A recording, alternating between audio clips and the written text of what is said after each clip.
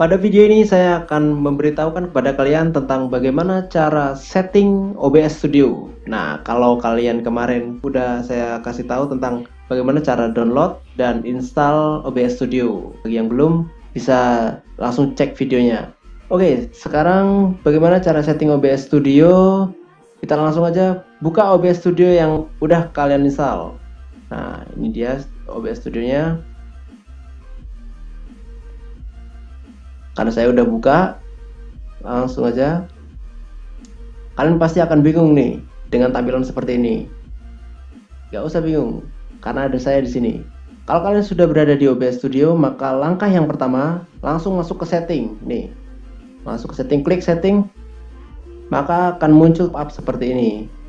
Langsung ke video, klik videonya. Base Canvas Resolution. Base Canvas Resolution ini apa? Base Canvas Resolution ini adalah resolusi yang direkomendasiin sama spesifikasi laptop kalian. Bagaimana cara mengetahuinya? Klik tombol Start pada Windows, kemudian Setting, klik, langsung bisa ke Display. Di display sini, oh ya, saya pakai Windows 10 ya, jadi mungkin tampilan dari Windows 7 yang teman-teman pakai sama Windows 10 yang saya pakai mungkin beda. Buat yang Windows 10, scroll ke bawah. Nah, di resolusi ini 1920 kali 1080 yang direkomendasiin.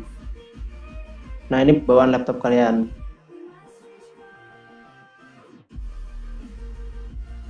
Di Base Canvas Resolution harus 1920 kali 1080. Output scale resolution sendiri juga harus sama dengan base canvasnya. Ketika nanti kalian record, nggak kepotong-potong hasil rekordannya. Frame-nya tetap di 1920 kali 1080. Kemudian downscale filter, saya pakai Lencos 36 sampel. Kemudian FPS yang saya gunain 60. Kalau udah, maka kita ke langkah yang ketiga, yaitu output. Klik output. Karena di sini cuma recording ya, jadi nggak usah ke streaming. Langsung ke recording. Output modenya kalian setel di advance. Output mode kalian setel di advance. Recording pad ini tempat kalian menyimpan ketika nanti selesai record. Jadi setelah selesai record, maka ada di disk D, di Factor X. Nah, ini nama-nama foldernya. Jadi nanti kalian bisa dirubah di sini, di browse. Kemudian generate file name without space-nya kalian gak usah centang. Recording formatnya kalian pilih di MP4. Kenapa saya milih MP4? Sebenarnya di situ ada pilihan juga MKV, ada yang lainnya, dan saya pilih yang MP4. Kenapa? Karena di MP4 ini habis kalian record, kalian mau rubah-rubah atau kalian mau bagusin lagi kualitas video kalian, MP4 nggak support di Adobe Premiere, di Filmora, di Windows Movie Maker juga support. Kemudian audio track. Di audio track ini ada dua yang saya centang, audio track 1 sama audio track 2. Saya nggak perlu centang yang 3 dan 4 karena saya cukup gunain dua audio track ini. Kemudian encoder. Encoder yang saya gunain, saya pilih yang QuickSynth H.264. Saran saya pilih aja yang QuickSynth H.264. Itu bakal nanti langsung ngedetect VGA yang kalian pakai dengan encoder yang digunakan pada OBS Studio.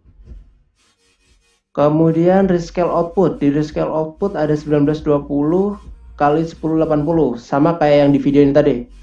Di opsi video samain aja base canvas resolution ini yang direkomendasi nama laptop kalian. Kemudian output scale resolusinya juga sama.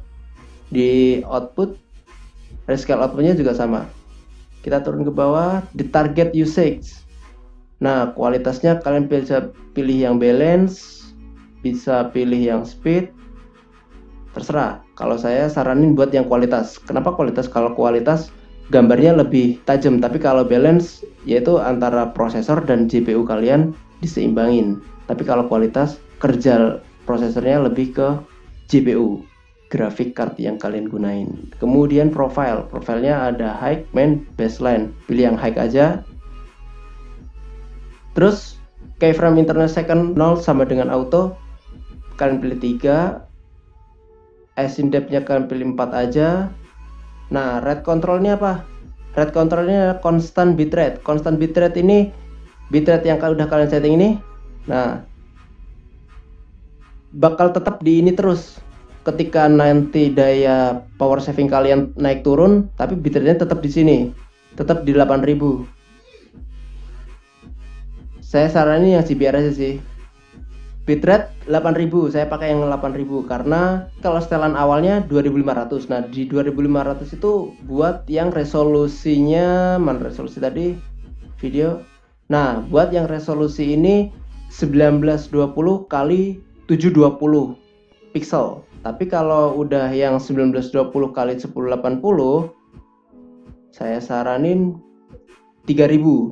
Cuman kalau VGA prosesor kalian mumpuni nge-support, mending bitrate-nya naikin aja ke 8000. Oke, kalau udah kalian centang, kita ke audio. Nah, di audio ada track 1, track 2. Audio track yang saya gunain track 1 sama track 2. Berarti yang audionya track 1 sama track 2, audio bitrate-nya bisa naikin ke 320. Ini paling mentok maksimal. Kalau yang bawahnya 160, naikin aja ke 320. Nah, di audio sini ada general sample rate-nya 48 kHz. Setting di yang paling tinggi biar hasil kualitas suara kalian bagus, hasil outputnya nanti. Channelnya pilih yang stereo. Kemudian device. Di desktop audio kalian pilih aja default. Desktop audio 2-nya di disable aja karena udah di backup sama desktop audio yang pertama. Kemudian mix auxiliary audio.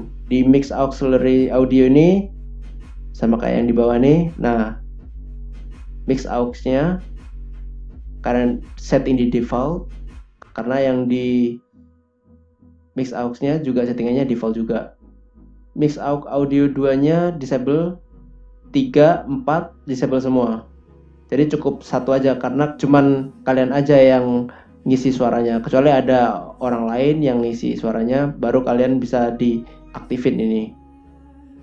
Untuk metersnya ikutin bawaan dari OBS Studio-nya. Advance juga monitor device-nya default. Centang disable Windows Audio DAC-nya. Hotcase nggak perlu ada yang dirubah, biarin aja. Klik apply, kemudian oke. Oke, selanjutnya ke tab scene. Untuk ngisi ini kalian bisa klik tombol plus ini, kalian klik add, bisa kalian isi lalu tekan oke. Kemudian di search, tab search kalian tinggal klik. Nah, perbedaannya di sini, kalau kalian nge-record hanya desktop bukan gaming, kalian pilih yang display capture. Kita coba ya. Display capture ini kalian tulis konten apa yang pengen kalian bikin, kasih judulnya. Kemudian add extreme-nya nggak usah dicentang, nggak usah diisi. Make source visible-nya diklik, centangnya dihidupin. Kemudian klik OK. Udah di sini tadi kan. Kemudian kita beralih ke tab audio mixer. Di tab audio mixer ini ada desktop audio, ada mic aux. Nah, di desktop audio ini semua suara yang ada di dalam desktop, di dalam laptop kalian, baik itu kalian dengerin musik, kalian lagi dengerin suara, pokok suara yang ada di laptop kalian bakal direkam, yaitu di desktop audio ini. Contohnya, nah ini saya matiin karena saya sebenarnya dengerin musik ketika nge-record ini.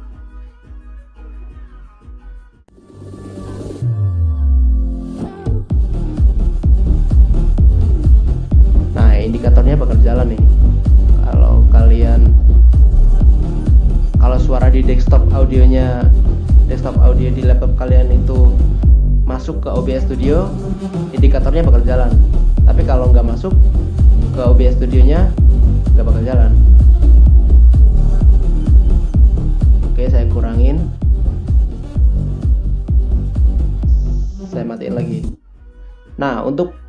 Tuh, kalau dimatiin nggak bakal masuk, tapi suara musik yang kalian dengerin tetap bisa kalian dengerin, tapi nggak masuk ke OBS. Sekarang di mic aux. Nah, di mic aux ini mic yang kalian gunain direkam sama OBS Studionya. Ini indikatornya. Nah, kalau saya matiin, nah nggak kedengeran kan? Nah itu tadi. Untuk settingnya di desktop audio, kalian nggak usah perlu rubah, nggak usah dirubah-rubah. Jadi biar bawaannya aja. Tapi kalau kalian pengen ngerubah, klik tombol kiri ini, kemudian ke properties. Di device-nya, use device timpans. Ini kalian klik. Oke. Kemudian mix aux sama juga gitu. Properties. Nah ininya nggak usah dicentang, soalnya yang di desktop audio ini tadi udah dicentang kan. Nah kalau yang di mic aux-nya nggak usah dicentang. Oke.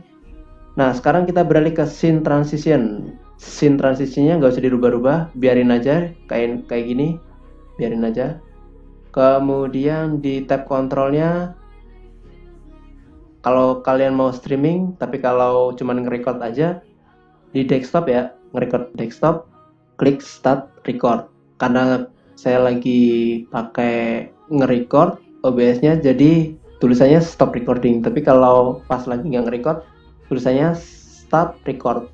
Ya, dan kalian udah siap buat record desktop kalian. Ya, itulah tadi tutorial OBS part yang kedua. Terima kasih telah menonton video saya. Semoga bermanfaat. Sampai berjumpa pada video selanjutnya. And salam tetap semangat.